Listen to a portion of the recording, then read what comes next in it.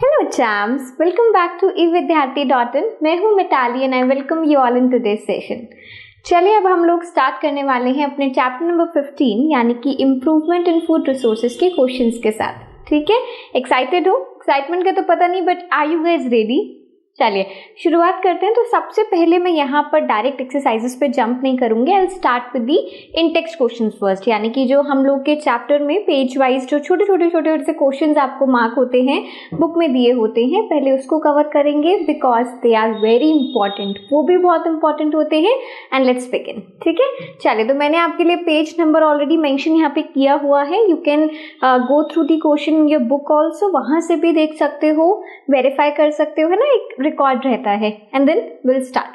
चलिए, so what do we get from cereals, pulses, fruits and vegetables. So हम लोगों ने जब चैप्टर की शुरुआत करी थी, सबसे पहले हमने देखा था कि जो हमारी एग्रीकल्चर में जो क्रॉप्स हमें खाने को मिलती हैं, जिनके थ्रू हमारा सर्वाइवल चलता है ना, सो उनसे हमें क्या क्या फायदा होता है वो हमें यहाँ पे बताना है। सो सीरियल्स की अगर हम बात करेंगे, they provide us with carbohydrates, यानी कि अगर मैं अपने फूड ग्रेन्स की बात करती हूँ जो कि हम व्हीट वगैरह खाते हैं, पल्सेस में आपकी दालें आ जाती हैं, फ्रूट्स आपको पता ही है, फ्रूट्स यानी कि फल, और वेजिटेबल्स आपकी सब्जियां। तो इनसे हमें क्या क्या मिलता है that we have to tell. ठीक है, सबसे पहले अगर बात करी जाए तो हमारा जो व्हीट है या फिर जो अगर राइस है, राइस की मैं बात करूं, व्हीट की अगर मैं बात करूं, या फिर कॉर्न की मैं बात करूं, यानी कि मक्का का आटा हम खाते हैं, बेसन की अगर मैं, ग्राम फ्लोर की मैं अगर बात करूं, तो ये सब इस तरीके का है जो कि आपको एनर्जी प्रोवाइड करता है। Also they contain carbohydrates. तो कार्बोहाइड्रेट एक ऐसा आपका एक न्यूट्रिएंट है जो कि हमें क्या करेगा, एनर्जी देगा, यानी कि रोज जो दिनचर्या हमारी है, जो काम हम कर रहे हैं, उसकी एनर्जी हमें कहाँ से मिलती है, हमारे सीरियल से। ठीक है, also they are a source of a lot of energy. Carbohydrates हमेशा हमें क्या देते हैं, एक एनर्जी देते हैं। Then pulses give us proteins. We all know कि जितने भी दालें होती हैं, they are rich and the main source of protein, है ना, तो वो प्रोटीन का एक बहुत बड़ा सोर्स है। अपार्ट फ्रॉम दैट अगर हम फ्रूट्स एंड वेजिटेबल्स की बात करते हैं, so they are a rich source of vitamins and minerals. किसका सबसे अच्छा सोर्स है, वाइटामिन्स एंड मिनरल्स का, यानी कि जो हमारी बॉडी में वाइटामिन की कमी होती है, it's also one of the nutrient जहाँ पर हमें, जैसे होता है ना कि किसी भी वाइटामिन की डिफिशियंसी से कोई एक अंग में प्रॉब्लम हो सकती है, हमारी आंखों में प्रॉब्लम हो सकती है, तो डिफरेंट डिफिशियंसीज हमें वाइटामिन की वजह से हो सकती है। या फिर मिनरल्स की अगर हम बात करती हूँ तो कैल्शियम है, फॉस्फोरस है, इसको बॉडी को इसकी भी ज़रूरत है ना। सो ये मिनरल्स और वाइटामिन की जो कमी हमारी बॉडी में पूरी करते हैं वो है कुछ रॉ वेजिटेबल्स, साथ ही साथ हमारे फ्रूट्स भी। ठीक है, so a small amount of protein, carbohydrates and fats are also present in them. साथ ही साथ ऐसा नहीं है कि आपके जो फ्रूट्स हैं वो आपको कार्बोहाइड्रेट्स नहीं देंगे या फिर प्रोटीन्स नहीं देंगे, ऐसा नहीं होता। सबके अंदर थोड़ा थोड़ा अमाउंट ऑफ न्यूट्रिएंट सारे टाइप के होते हैं, बट मेनली रिच किस में होते हैं वो हमें बताना है। ठीक है ना, तो चलो ये फर्स्ट वाला आपने देख लिया। नेक्स्ट क्वेश्चन देखते हैं। अब ये पेज नंबर 205 पे है, यानी कि 204 का एक ही इंडेक्स था, दैट वी हैव डन। ठीक है, so how do biotic and abiotic factors affect crop production. So crop production में हमने देखा है कि कुछ नुकसान पहुंचता है कुछ बायोटिक एंड एबायोटिक फैक्टर्स के जरिए। ठीक है ना, तो ऑलरेडी वही हमें यहाँ पर लिखना है।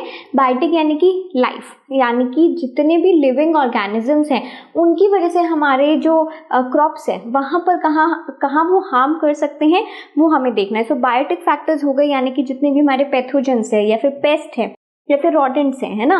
तो मैं यहाँ पे लिख भी देती हूँ कि अगर हम माइक्रोब्स की बात कर रहे हैं, या अगर हम पेस्ट की बात कर रहे हैं, या अगर हम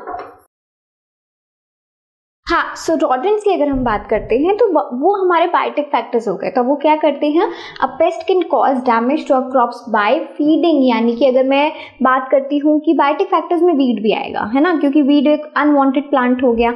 वो भी क्या करता है कि आपकी क्रॉप के लिए जो आप न्यूट्रिशन डाल रहे हो वो खुद ले लेगा, है ना, तो आपके न्यूट्रिशन पे वो फीड कर जाएगा, यानी कि उस पर्टिकुलर क्रॉप के न्यूट्रिशन पे वो फीड कर जाएगा। इसी तरीके से जितने भी आपके डिसीजेस हो गए हैं वो माइक्रोब्स के थ्रू फैलते हैं ना क्रॉप्स में, तो ये हमारे वो बायोटिक फैक्टर्स हैं। ठीक है, चलो आगे देखते हैं। नेक्स्ट हमारा आता है एबायोटिक फैक्टर्स। एबायोटिक फैक्टर्स हो गए जो कि नॉन लिविंग है, जो कि नॉन लिविंग है। हमारे हाथ में तो बहुत ज़्यादा नहीं है, बट वैसे तो है भी।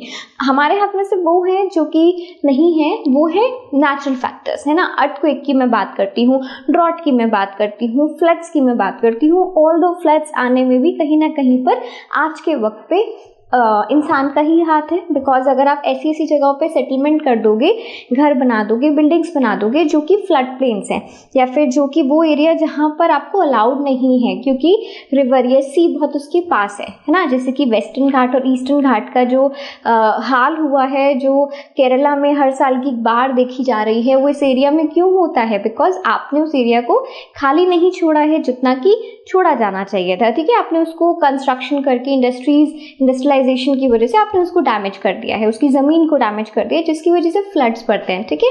सो these are some of the factors. Again abiotic factors भी होते हैं, जैसे कि अगर मैं टेम्परेचर की बात करूँ, रेन की बात करूँ, विंड की बात करूँ, इनकी वजह से भी हमारी क्रॉप्स को नुकसान पहुंचता है। क्लियर हो गया?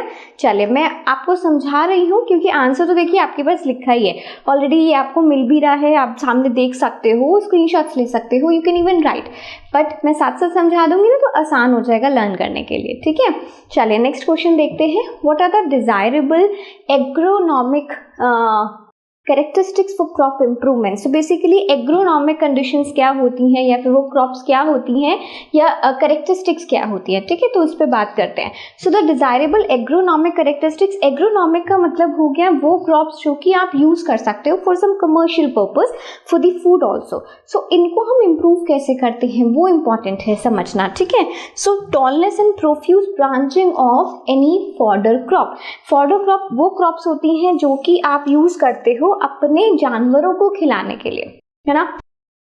फॉर एग्जाम्पल अगर मैं बात करती हूँ गाय, भैंस, बुल, और या फिर अगर हम चराने वाले यानी कि ग्रासलैंड्स में घूमने वाले, अगर मैं किसी भी जानवर की बात करती हूँ तो वो किस पे सर्वाइव करते हैं? फॉडर क्रॉप पे, ठीक है, यानी कि घास को खाना, है ना। तो वहाँ पर घास का बड़ा होना, टॉल होना, और प्रोफ्यूज ब्रांचिंग का मतलब होता है कि बहुत सारी ब्रांचिंग होना, कहीं ना कहीं पर वो एक कैरेक्टरिस्टिक ऐड करता है। साथ ही साथ ड्वार्फनेस ऑफ सीरियल्स, यानी कि जो आपका वो वाली क्रॉप होनी चाहिए जिसमें कि सीरियल्स यानी कि जिसमें कि ग्रेन्स लगी हैं, वो थोड़ी बोनी होनी चाहिए, वो थोड़ी छोटी होनी चाहिए, सो दैट कि जो जानवर इन क्रॉप्स को, घास को खाने आ रहे हैं, वो कहीं ना कहीं गलती से आपके सीरियल्स को ना खा जाए, है ना। तो दैट इज इम्पॉर्टेंट। तो ये वो इम्प्रूवमेंट्स हैं जो कि होने चाहिए किसमें? एग्रोनॉमिक कैरेक्टरिस्टिक्स में, ठीक है।